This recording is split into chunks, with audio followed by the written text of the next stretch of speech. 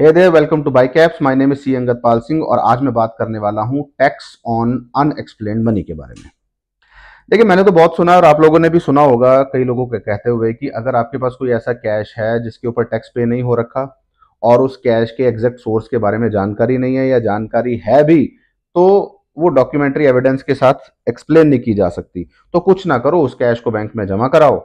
अपने अगले साल आईटीआर जब भरोगे तो उसको इनकम शो कर दो और उस इनकम के ऊपर 30% टैक्स पे कर दो, तो बस बात खत्म। गवर्नमेंट को उससे क्या प्रॉब्लम है, टैक्स तो आ गया उसके ऊपर। अब एक्चुअली लॉ की जानकारी ना रखें तो ये बात सही लगती है, लेकिन अगर लॉ की जानकारी रखें तो ये बात 50% सही है और 50% गलत है। जो 50% सही है वो ये है कि हाँ, अल्टीमेटली गवर्नमेंट को तो टैक्स चाहिए और अगर टैक्स आपने उसके ऊपर पे कर दिया तो गवर्नमेंट को कोई प्रॉब्लम नहीं होनी चाहिए।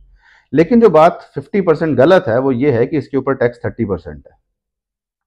अब इसके बारे में मैं आपको बताता हूं। तीन एस्पेक्ट्स हैं। उन तीन एस्पेक्ट्स को समझने के लिए आपको इनकम टैक्स एक्ट के तीन सेक्शंस पता होने चाहिए, सेक्शन 68, सेक्शन 69 ए और सेक्शन 115 बीबीई। इन तीन सेक्शंस के अकॉर्डिंग आपके अकाउंट्स में जो भी पैसा क्रेडिट होता है, चाहे वो कैश डिपॉजिट की फॉर्म में हो, चाहे वो किसी से ट्रांसफर आपके अकाउंट में आया है, उसका नेचर और सोर्स, ये दोनों चीजें आपको पता होनी चाहिए। नेचर का मतलब किस एवज में आपके पास आया है, किसी ने आपको लोन की फॉर्म में वो पैसा दिया है या वो आपकी बिजनेस की सेल्स है। नेचर एग्जैक्टली पता होना चाहिए कि वो पैसा किस एवज में आपके पास आया है।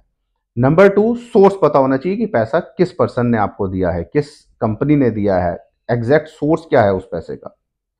और पता होने के साथ साथ आप डॉक्यूमेंट्री एविडेंस के साथ उसको एक्सप्लेन कर पाए, तब वो पैसा एक्सप्लेन्ड है, अदरवाइज वो पैसा अनएक्सप्लेन्ड है। और अगर वो पैसा अनएक्सप्लेन्ड है तो उसके ऊपर टैक्स 30% नहीं है, उसके ऊपर टैक्स 60% है।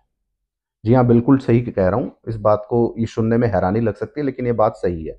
और ये 2016 में जो अमेंडमेंट्स आई थी नोटबंदी के टाइम पे, उसके अकॉर्डिंग आपको बता रहा हूं।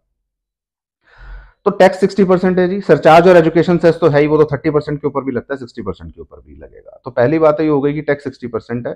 और अगर आप नेचर और सोर्स एक्सप्लेन नहीं कर पा रहे हैं, तो चाहे वो पैसा आपने अपनी आईटीआर में दिखाया है, चाहे आपने अपने आईटीआर में नहीं दिखाया था, बाद में असेसिंग ऑफिसर ने किसी मैकेनिज्म में उस पैसे को पकड़ा है, दोनों सूरत हाल में ये टैक्स 60% ही है।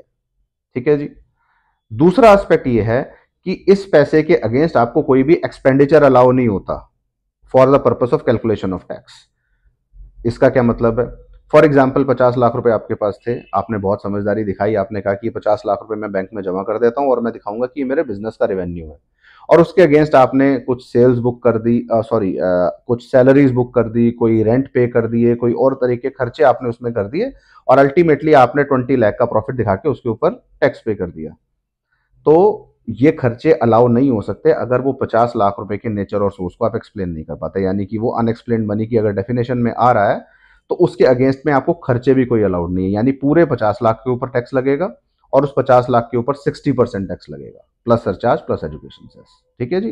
तो पहला एस्पेक्ट हो गया कि टैक्स रेट 30% नहीं है, 60% है। दूसरा एस्पेक्ट हो गया कि कोई भी एक्सपेंडिचर अलाउ नहीं होगा उस पैसे के ऊपर टैक्स लगाते वक्त।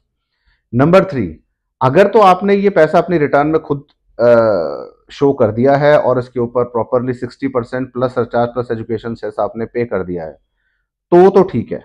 अदरवाइज सेक्शन 271 AAC के तहत इसके ऊपर 10% पेनल्टी भी लगेगी।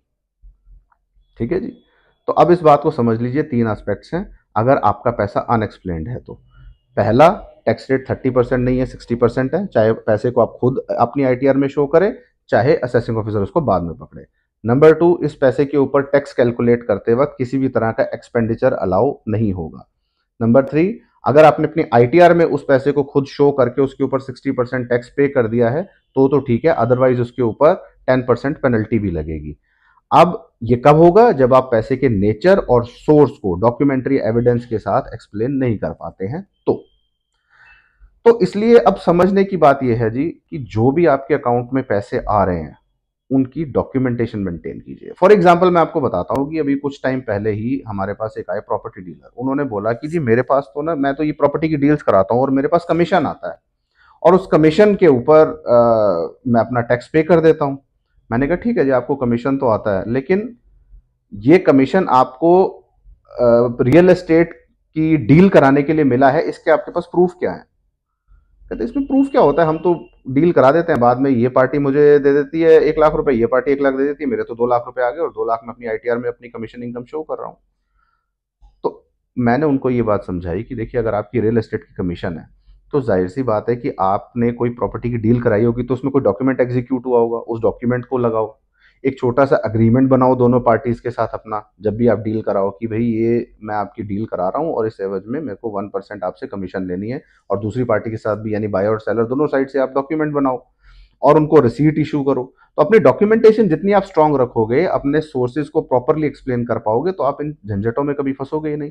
और बहुत सारे इनकम टैक्स के स्क्रूटनी में केसेस आते हैं जिसके अंदर लोग अपने सोर्स को एक्सप्लेन नहीं कर पा रहे हैं, जेन्युइन पैसा है, टैक्स पेड है, लेकिन क्योंकि सोर्स को ढंग से एक्सप्लेन नहीं कर पा रहे हैं तो वो सेक्शन 68, 69A और 115 BBE की चपेट में आ जाते हैं और अल्टीमेटली उसके ऊपर उनको हायर टैक्स पे करना पड़ता है और सेक्शन 271 AAC के तहत पेनल्टी भी देनी पड़ती है। तो जी इतनी सी मैसेज है कि अपने डॉक्यूमेंटेशन को सॉलिड रखिए, क्योंकि डॉक्यूमेंटेशन ही अल्टीमेटली आपको टैक्स अथॉरिटीज के पेनल्टीज से बचाती है और ऐसे हायर कॉन्सिक्वेंसेस से बचाती है। Thank you very much. उम्मीद करता हूँ कि ये वीडियो आपके लिए हेल्पफुल रहेगा।